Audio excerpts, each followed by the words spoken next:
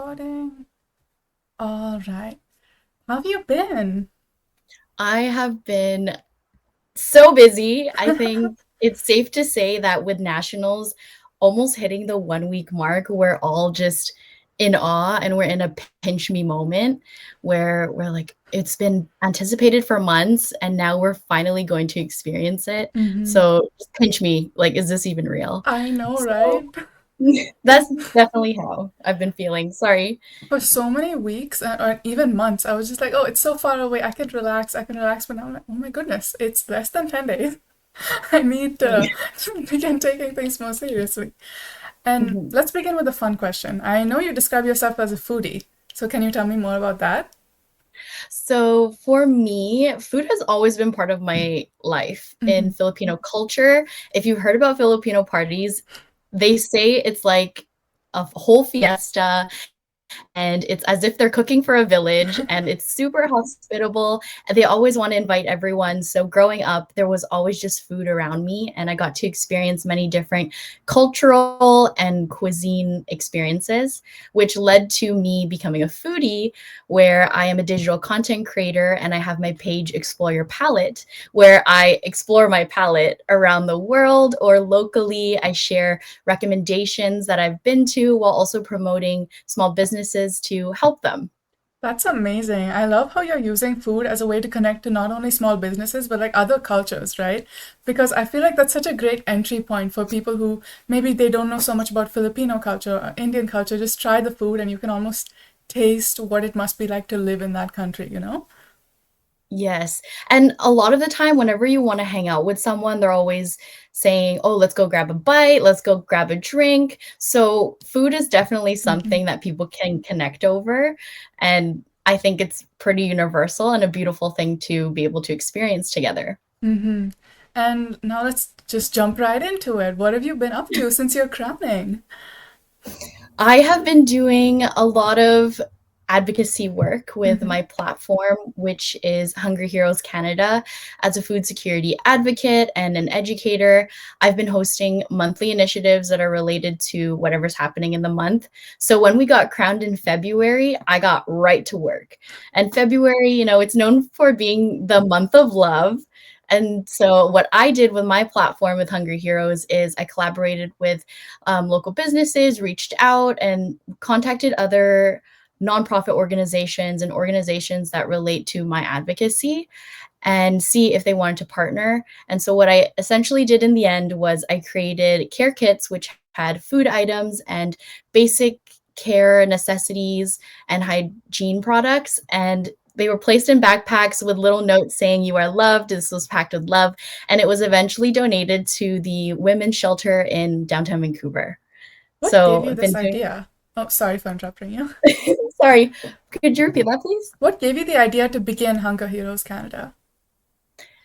As I am always like, I have always had experience with food, just piggybacking on my previous first answer. It was something that just was part of my life. And for me, since I was younger, I always felt this deep embedded need to serve the community. I was always volunteering within my church and within my community. And as I grew older, it just accelerated. So when I started pageantry, especially knowing pageants are a great platform to spread awareness about things that are near and dear to your heart, I combined all the two, consolidated it all to uh, going from promoting these initiatives that I do and these fundraisers on my personal profile on Instagram to a more consolidated formal place where I eventually want to turn it into a business opportunity so that I can create scholarship funds for students who are experiencing food insecurity and who want to pursue post secondary. And this also was accelerated when my family and I had actually experienced hardships such as a house fire and then a robbery. And then I experienced personal health issues that left me bedridden for weeks. And, when when we were told the day that the fire happened, it it kind of was a shock when the firefighters were like, okay, you have 5 minutes, pack up your life in this duffel bag and go. And so this just really opened up my eyes to see what individuals who are facing homelessness and poverty experience.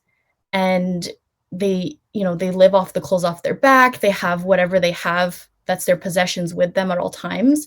So this is just the modified version of it, but it just became the catalyst for me to see where I can assess how I can help these individuals. And homelessness and poverty is a byproduct of food insecurity. So just combining it all together, that's how I created Hungry Heroes Canada, where it can be a bridge for these individuals who are facing these issues with individuals who want to educate themselves and help those who are experiencing it. That's wonderful. I didn't really think of the connection between homelessness and also food insecurity, but now that you bring it up, it seems quite obvious, right? So, what would you say to people who are maybe not aware about food insecurity and about the difficulties that it causes, and maybe any, how do I put it, any barriers to trying to provide help for people who are suffering? Mhm.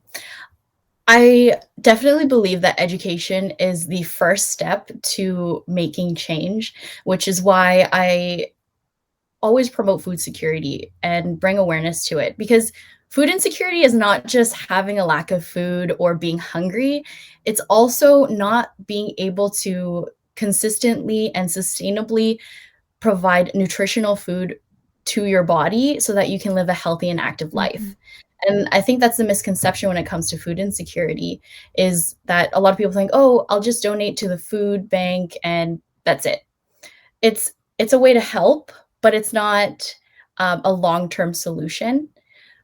But definitely small actions can create Mhm. ripple effects. So that's why I do what I do. I always try to spread awareness, do a lot of interactive monthly initiatives so people can gain experience in volunteering in this sector, gain knowledge, gain wisdom, and be able to be vehicles of change as well by even just liking the post, sharing it, creating the conversation. If you don't speak up, you're not going to make waves and you're not going to make changes, which is why I do what I do. I love that about how even just liking and sharing a post can do so much because that helps somebody else find out about food insecurity. Maybe they may not have known, right? I think that's so wonderful. And also, can you tell me more about the lack of nutritional food and why do you think that is? Because you mentioned that maybe people who are in food insecurity, they have food to eat, but they don't quite have the food that provides them the right nutrition that they need on a daily basis. Mhm. So when it comes to being able to provide nutritional food to individuals, it can be affected by many different ways. Mhm. For example, right now the work environment is just all over the place. People are getting laid off and the climate of it all is pretty it's not consistent. And so unemployment is definitely one which ties into financial strains, and also with all of the things happening within the climate, all the fires happening. I saw last night, like, Soyuz was on Mhm. fire. So these environmental issues as well also play a role in not being able to receive nutritional food.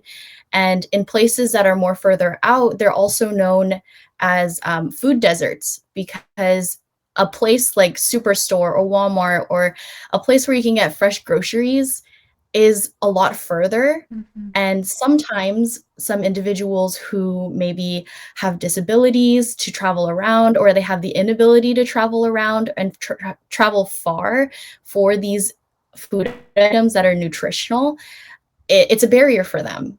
And so it's not just, again, not having food, it's also being able to have nutritional, nutrient dense food. Mm-hmm.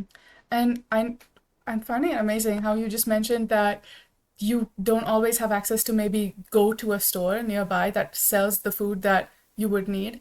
Because I experienced it myself actually quite a few years ago when I immigrated to Canada. I didn't have a car and we had to sort of bus everywhere or like take any sort of public transport.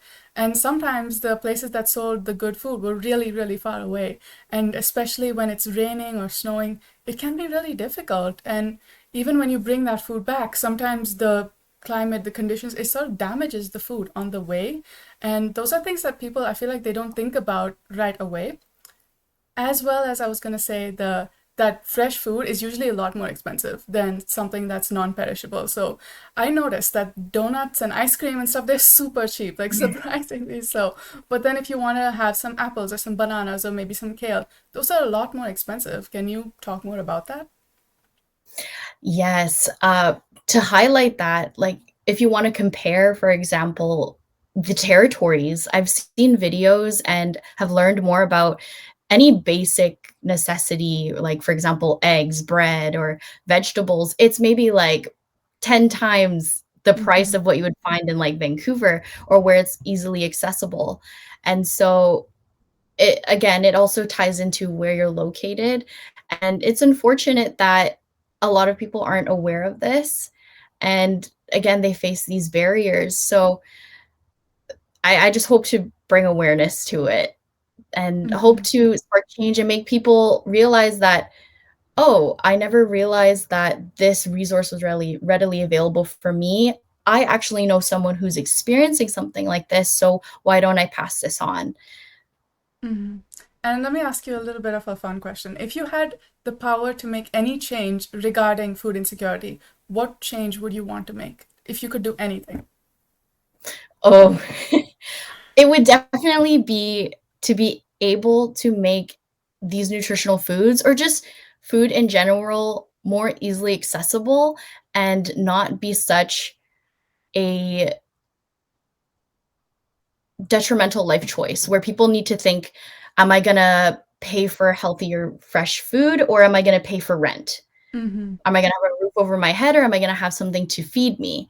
So I would definitely want to change the ability to have access to these nutritional foods and help those who are facing food insecurity, which is what I actually am doing in a way. Mm-hmm. I've been volunteering with City Reach Care Society, and they provide fresh food and produce and meats and dairies and breads to families who are facing food insecurity, and 100% of it is actually rescued food items. That's amazing. So yeah, it's truly amazing, and they feed over 1,000 families every Wow. week. So to be able to know that though I can't make it easily accessible for everyone, at least I'm making a difference and I'm playing my role in helping to make it available for families who are facing food insecurity and having it be easily accessible while also helping the environment by it being rescued food because 58% of food is wasted in Canada. Oh, wow. That's a staggering number. I don't think many people know of that.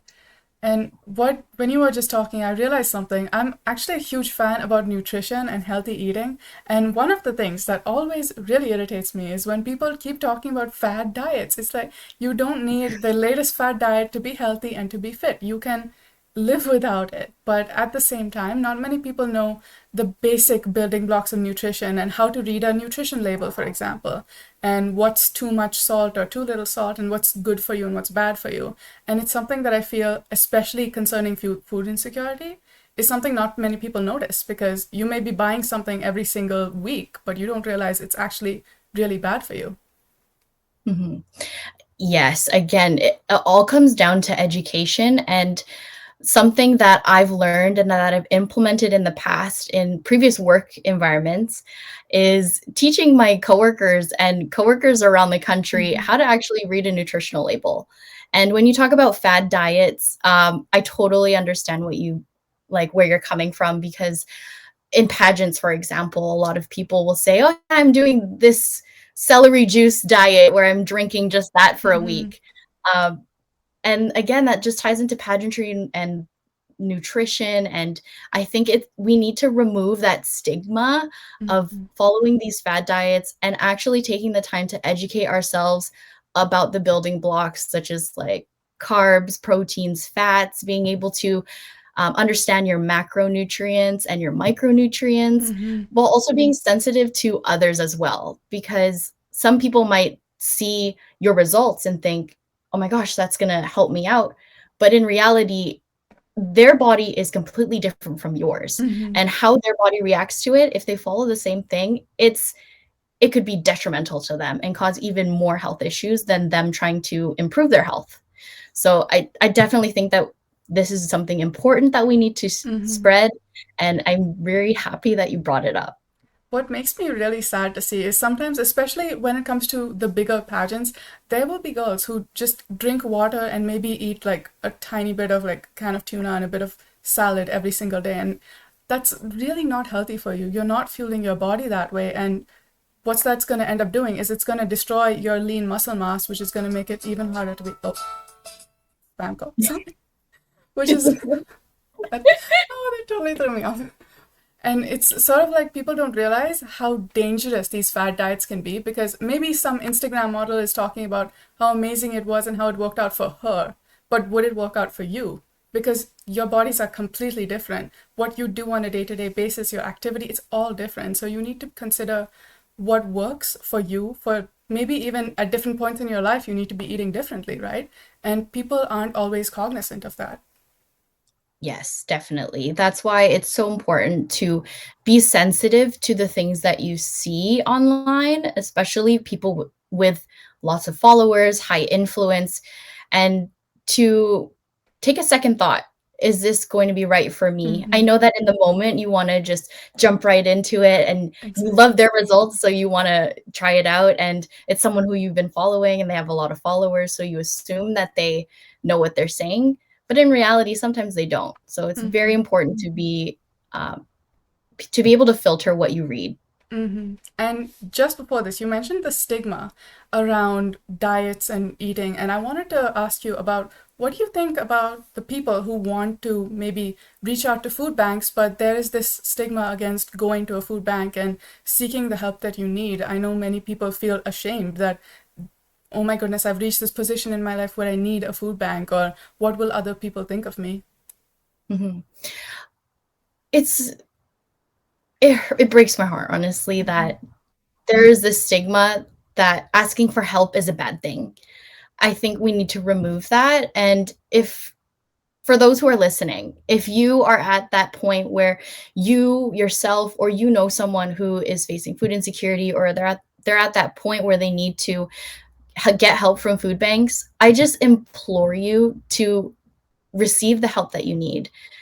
In the end, you need to look after yourself and your well being.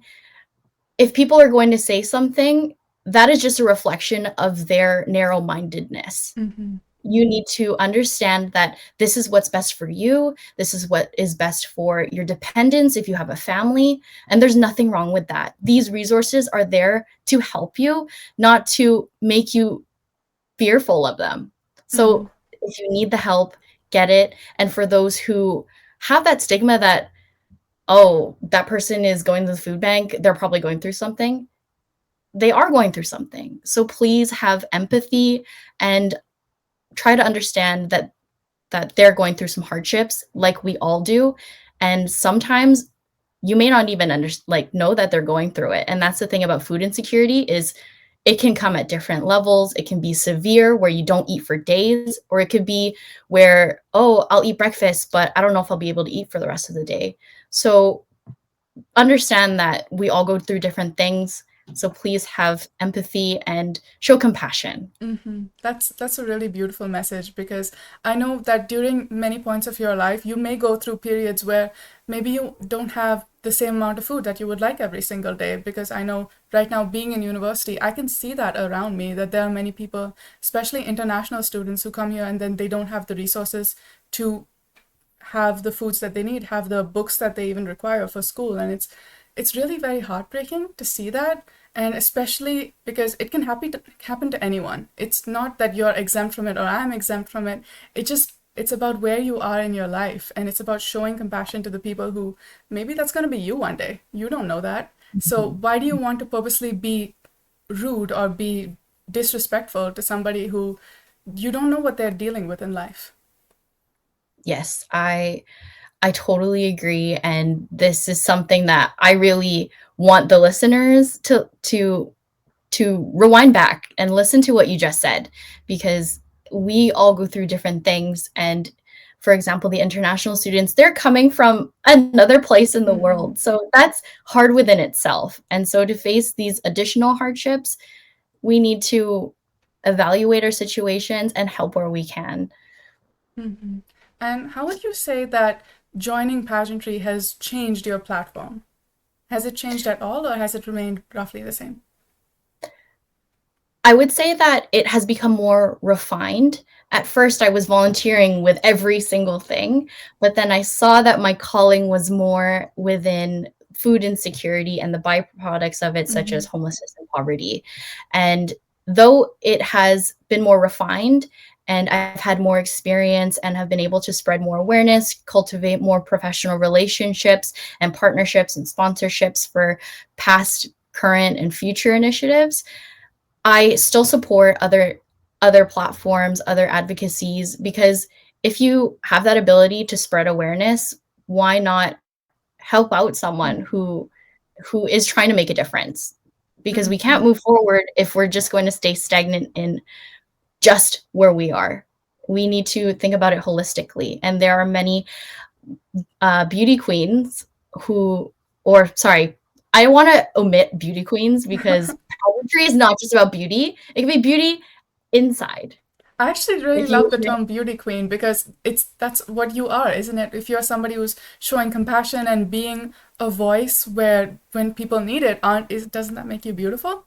I actually really love the term because you can put a positive spin on it very easily. yes, I think, and initially wanted to omit it because there's still that negative connotation that Mm-hmm. pageantry is associated with uh, physical attributes, but that's why I love personality pageants because it focuses on the beauty within and who the woman is or the man is, if should we choose to do a Mr. Personality. Um, but tying back into your previous question, sorry to have Oh diverted. no, no, don't worry about it. I lost my train of thought. Take your time. Oh my gosh. I was just so into it. I'm sorry. I No, lost my no, train don't of worry thought. about it. Take your time. Yeah, I it's gone. You were talking about Mr. Pageantry and food insecurity. Yes. These are gonna be great bloopers. Oh my goodness, But I see, this know. is the beauty of it. When we if we're talking about pageants, you want to think that you need to be poised, professional, and perfect. Mm-hmm. But we're all human, and that's the beauty of it. We can forget things and we can just, you know what? Just move Brush on. it off. Yeah, it's okay. And continue on, keep pushing forward. Uh, but yes, pageantry has definitely allowed me to make waves, make changes with my platform and spread awareness to my causes and others whom I've come across. And you just mentioned others who you've come across. Can you talk more about that? Any Yeah. other advocacies that you mentioned? Yes. So actually, one of my fellow pageant sisters that I've met throughout Vancouver's pageant community, she is the founder of a foundation called Beautiful Voices, and she advocates for children who are facing speech disabilities as she is a speech professional. And so she works with these children, and she had recently hosted a fundraiser gala for her foundation called Beautiful Nights. And I was able to be a host for that event and to be able to be directly involved in her foundation and see everything that she's done, the impact that she will make, which is her new event called Beautiful Day. So going from Beautiful Night to Beautiful Day in the Philippines, it's so heartwarming, and I love that I'm able to use my platform and my voice and my talents to help spread awareness for her cause, while also being able to promote myself too as a food security advocate for those whom I may come across at the gala Mm-hmm. or in other professional settings.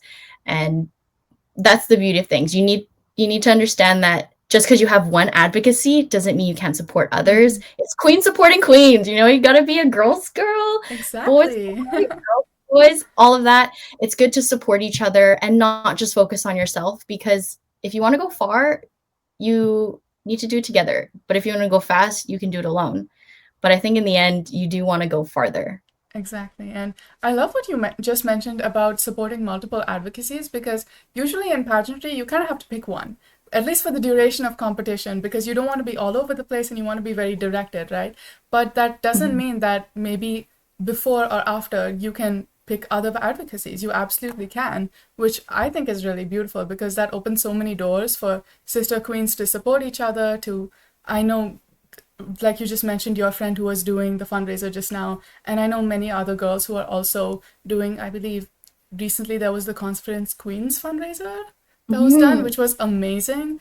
And it's sort of like even right now, right, sort of being able to support each other and launch each other's platforms even further, which is what I think is at least really beautiful about pageantry that maybe not many people get to see, at least not right away. Yes, I think the initial thought is we're put into this arena and we're just pitted against each other. Who's going to have the biggest platform? Who's going to have the most reach? But it's easy to make an assumption looking from the outside in. So I love that you brought that up. It's beautiful that in reality, we are supporting each other, we are spreading awareness, and we're learning from each other. And just because you learn something that is not related to your direct advocacy, in the end, it could actually tie into your own advocacy, Mm-hmm. such as, for example, the Confidence Queens meeting Mm-hmm. that happened yesterday. Confidence goes into all aspects of your life, professionally, personally, pageantry.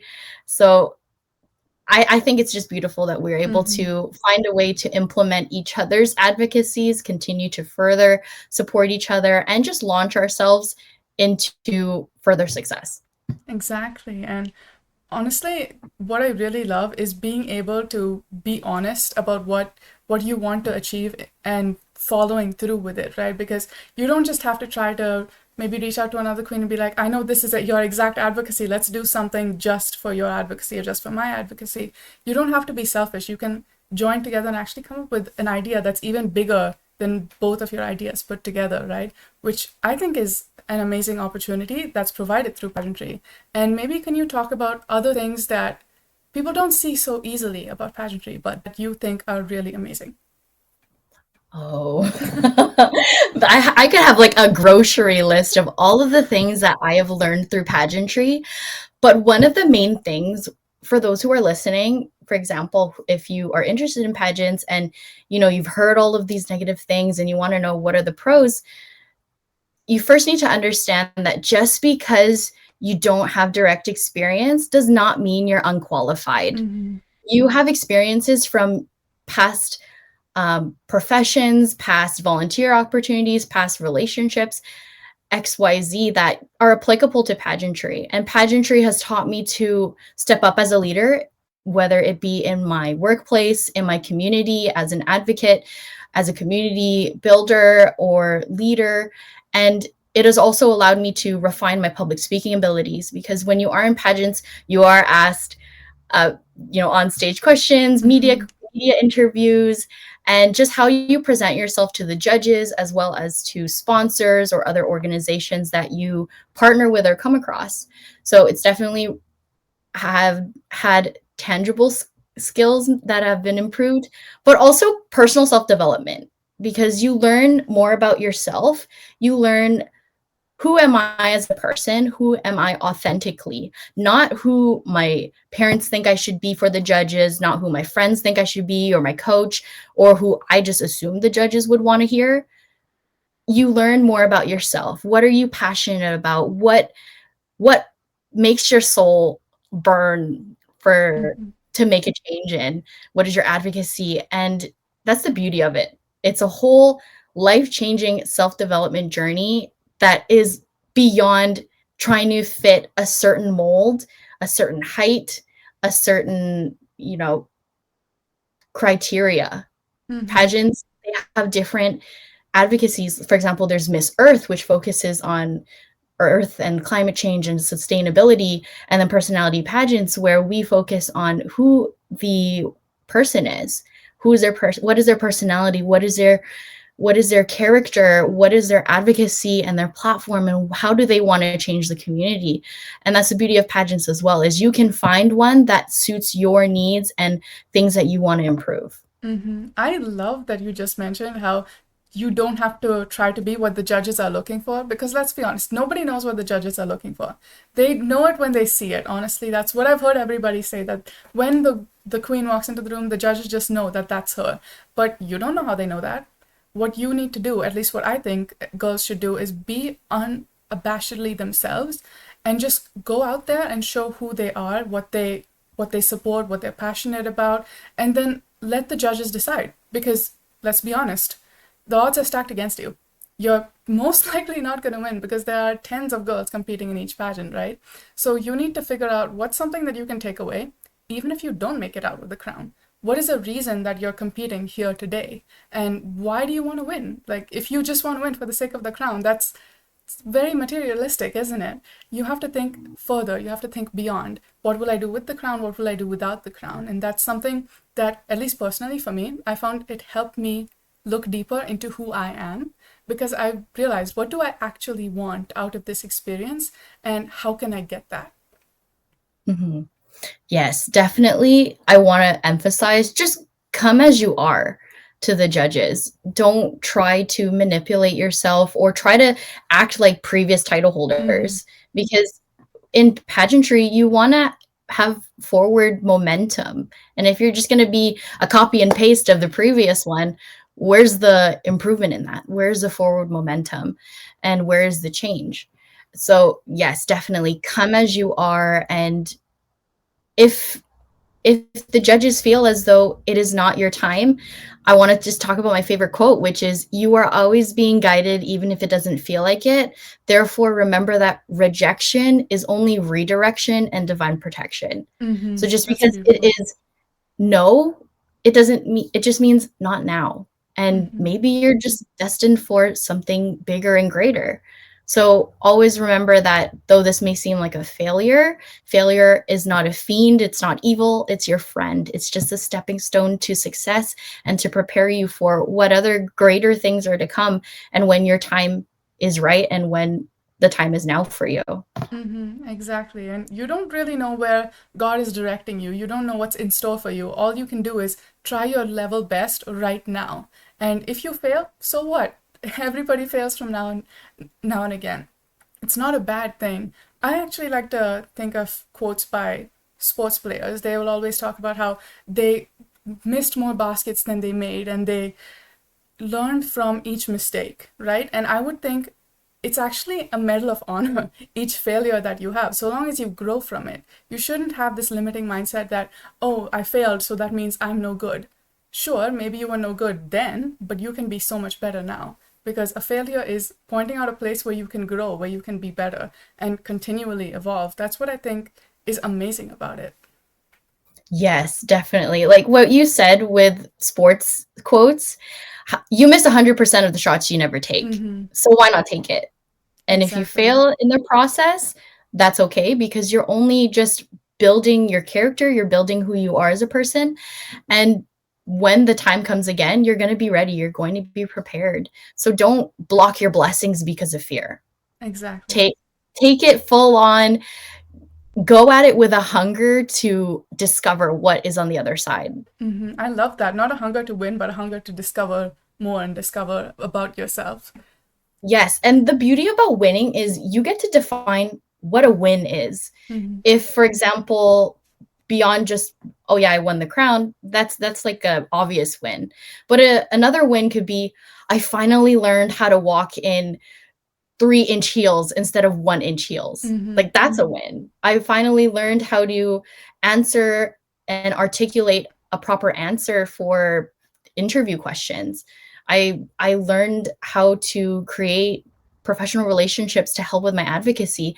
The list can go on. And so you get to define what a win is. Mm-hmm. So don't just leave that definition to capturing the crown, because there's so much more beyond the crown. And even if you don't have the crown, you're still a queen. You bring you bring the title essentially, and Mm-hmm. what that definition of whatever competition you're in to life, because you are the personification of it. Exactly. And speaking of bringing yourself to the title, can you talk more about your preparation leading up to nationals, which is very, very soon now?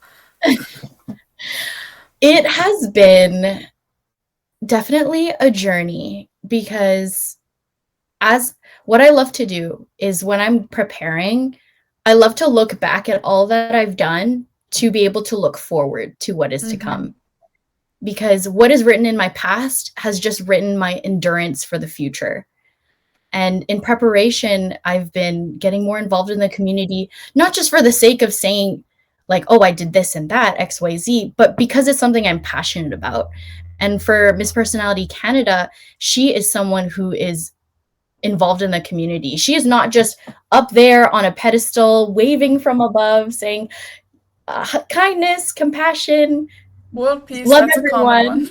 Yes, world peace. She is someone who is on the ground, helping the community, making a Mm-hmm. difference. And she is doing what she can, assessing wherever she is to be able to propel whatever initiative she's doing, advocacy, or inspiring others around her. So I've been embodying what it means to be Miss Personality Canada because if I want that title, why not live it? Why Mm-hmm. why not live in the moment, bring the title to life? You can say compassion and community service, and that's very broad, so you have the ability to define it. And Mm-hmm. so that's what I've been doing when it comes to preparation, just embodying what Miss Personality Canada is, but also finding that balance between preparation and my own personal life. Mm-hmm. But it's been definitely a journey. But remember, it's not a race to the finish line, it is a marathon. And that's what I've always thought with the whole endurance and looking back at my past and seeing what's ahead. Because if you're just going to think, I need to get to the crowning, you're not going to be able to embrace the moment of welcome day, registration, all this screaming of, oh my gosh, it's finally here. I get to see you in person, things like that, where it's it's moments like that that you're always going to hold on and treasure. And if you're just racing to the finish line of the crowning, you're not present. And so I've always just remembered it's a marathon, it's not a race. Mm-hmm. I love what you said about embodying the title. So it's sort of like even if you don't end up winning, there's so much that you gain from it because you sort of taught yourself to become this better version of who you are, which I don't think many people, at least when I've talked to people, they haven't really mentioned that in their preparation for the title, which I think is super unique and super incredible. Thank you. I think it's just a great opportunity to picture because when you're going to these competitions, they're going to ask why do you want to be this title holder and what do you envision it looking like? So for me, I envisioned what being Miss Personality Canada is, what she embodies, who she is as a person, how she radiates in her community, or how she touches the lives of whoever she comes across and her reach, and what message she wants to spread, whether it be about her advocacy, empowerment, or issues that are happening right then and there. I've just taken it to heart and really just taken in the essence of it and living Mm-hmm. in the moment and living as she is. And that's what's great about preparation too, is because again, like you said, even though you don't get the crown, you still gain all of these qualities that you can take on into your future endeavors. And that's the beauty of it. You Mm-hmm. can develop as a person and continue to spread these knowledges and these wisdoms that you've gained in preparation. Mm-hmm. And how do you manage your mental health and self-care leading up to a big competition like this? Because it is quite stressful. So, how do you manage that personally in your life? I have a schedule. So let's say Monday is for like Monday, Wednesday, Friday is interview. And then Tuesday, Thursday is runway.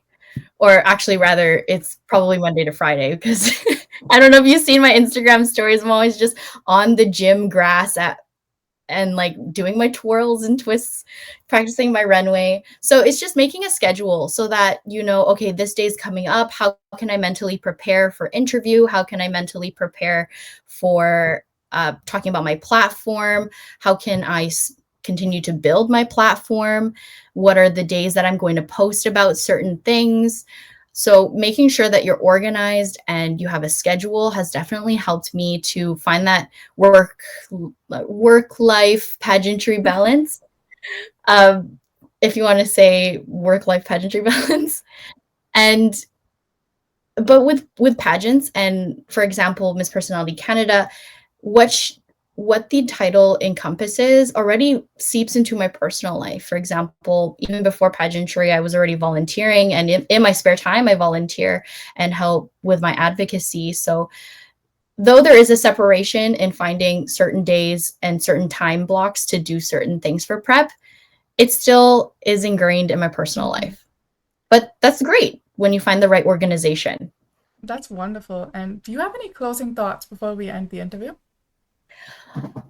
I want to say, first of all, first and foremost, thank you so much for having me on your platform and being able to share my legacy and my life after being crowned. I love piggybacking how we said before. I love how you were able to support me in being able to spread awareness about my advocacy. And I am so thankful that once this is posted, I am able to share about the things you do and how you provide a platform for women to talk about things that are near and dear to their heart, things that they want to change in the world, and how they're stepping up as leaders, which will inspire others to do the same. So that's what I first want to start off with. My last thing is, if you are in a place where you don't know if you should pursue pageantry, I just implore you, dip your toes in, ask those who are in pageants, what is it like? Because experience is the best teacher. So why not ask individuals who are experiencing it and who have experienced it, so that you can get a better idea if this is something you want to pursue. But if you're listening, definitely pursue it. You can hit me up. You can hit Sasha up. We can talk about all of the amazing things that we've learned about ourselves, learned about our communities, and our sister queens in our current organization or previous pageants that we've competed in. We're all here to support you. So Mhm. don't be afraid. And I hope that you enjoyed this episode. I love what you just said about being able to like hit up Sister Queens, because I would be happy if anybody asked me for any advice. Like, I'm happy to give it. I have so much knowledge about pageantry that I've collected over the past few years, few months, that I would be more than happy to share it with anybody who wanted to know. And thank you so much for all those sweet words just now. I'm so excited to see what you go on to do, and even more, I'm excited to see you in person at nationals very, very soon. I know, right? Again, like everyone, for those national delegates or anyone attending nationals, get your earplugs ready, because we are gonna be screeching, and you can just hear it from from like the airport, probably. So I'm very excited, and thank you again for this opportunity and for the things that you do. And I'm really excited to learn more and see what you do in the future at nationals and beyond nationals, and even if you choose to do other endeavors, I support you. And that's the beauty of pageantry. We support each other. And Sister Queen supporting Queens. Thank you so much for joining me. I'm really excited to see what you continue to do with your title of Miss Personality BC and even beyond. So, thank you so much and congratulations once again. Well, thank you too. Thank you, and congratulations too. I look forward to seeing you in like a week. Bye. Bye.